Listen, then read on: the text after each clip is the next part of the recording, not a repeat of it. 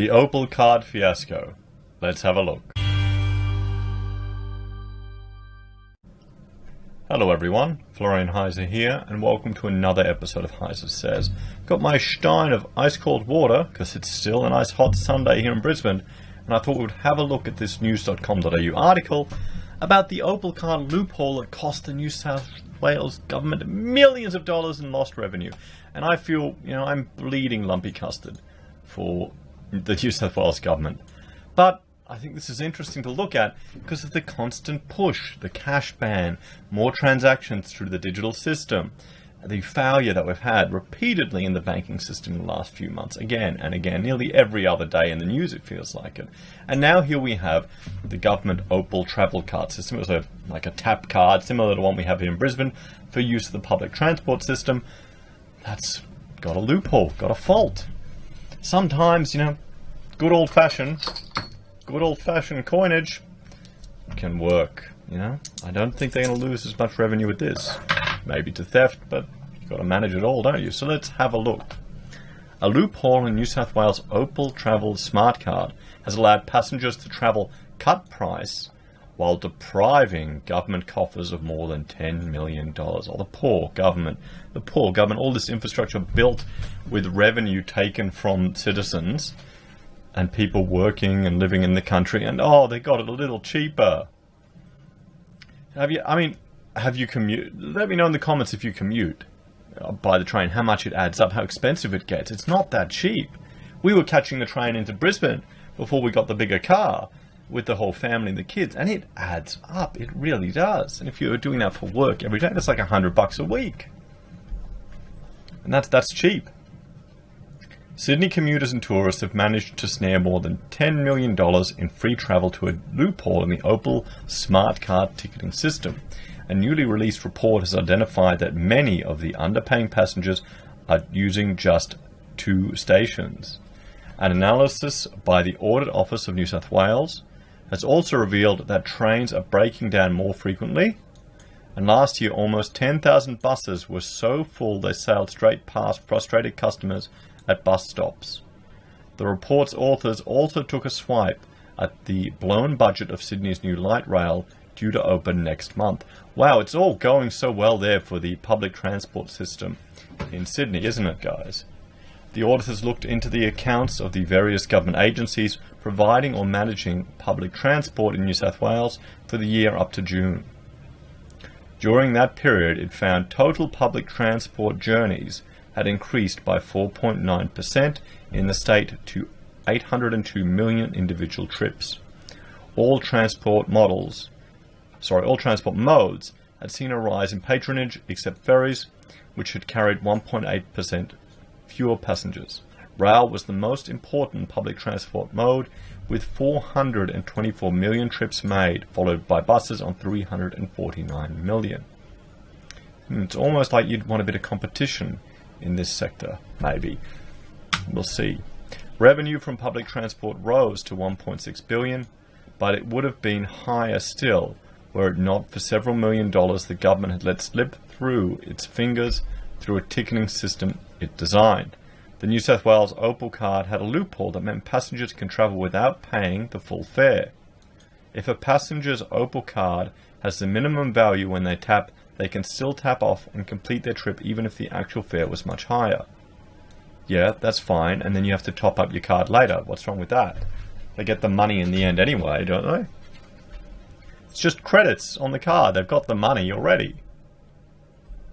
The card will then hold a negative balance that will be subtracted from the total amount added when the card is next topped up. Let me guess, people just get another card? However, scores of passengers are paying less than the full fare and then simply dumping the cards and picking up a fresh Opal, which are free to obtain. Well, there's the problem. Simply charge people to obtain it. They need to pay $5 to get one. Problem solved. And then give them $5 credit.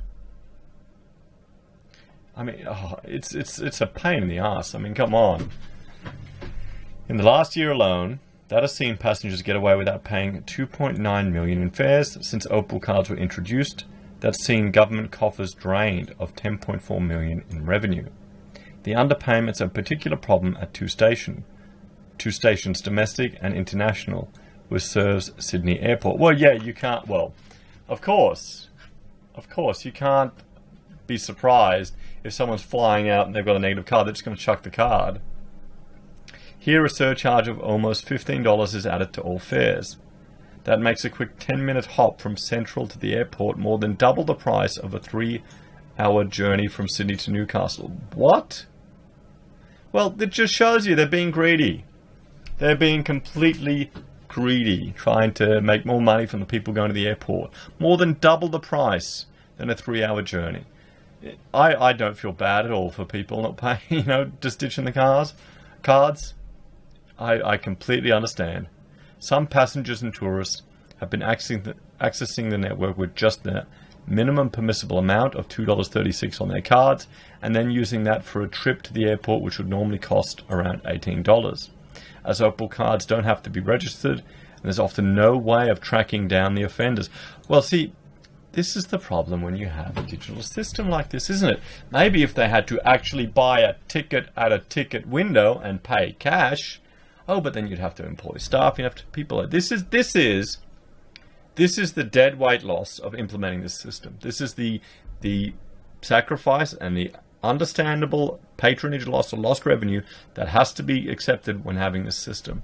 And watch, they're going to suggest you start to bloody register these cards to people.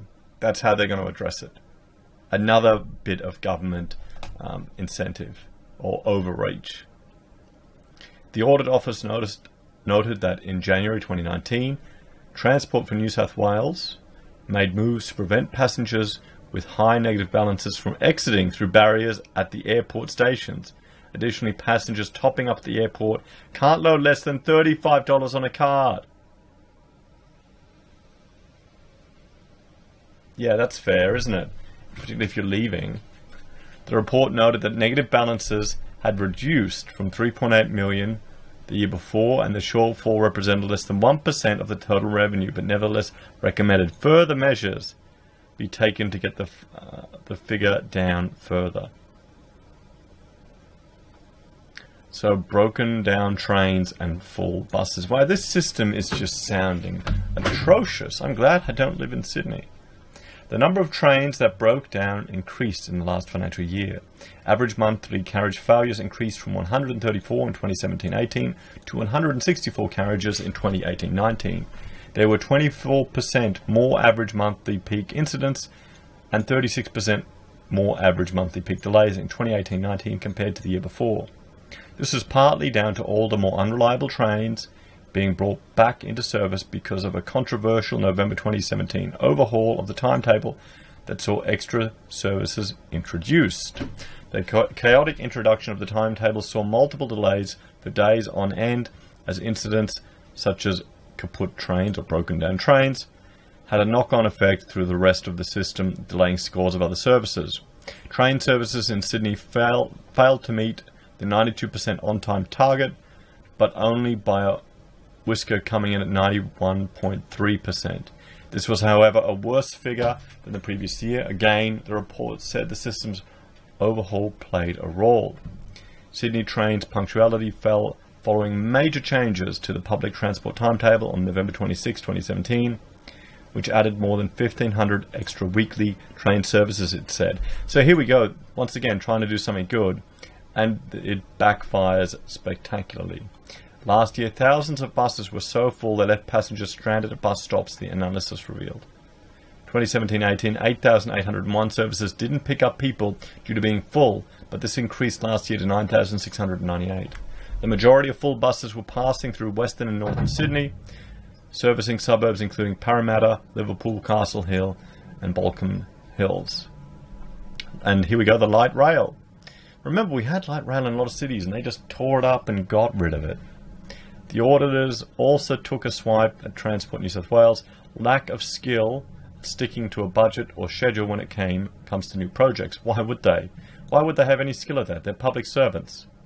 The report noted the full Sydney CBD and South East Light Rail network would open a year later than promised.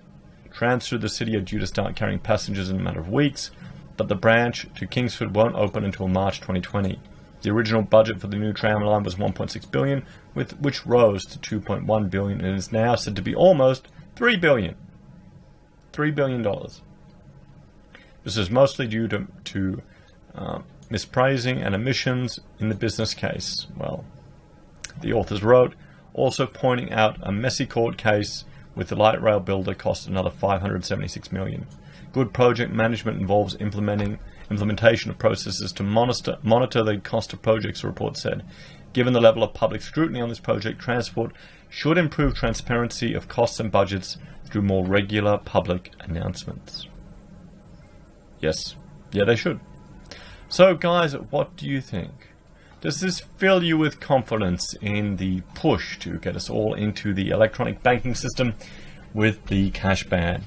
Let me know your suggestions in the comments below. Do you use the Opal Card system? Do you live in Sydney? How do you find it? Is it a nightmare? Are the trains late? When you go to some other countries in the world, you go to Hong Kong and just experience the train system there. Yeah, Australia is a bit behind.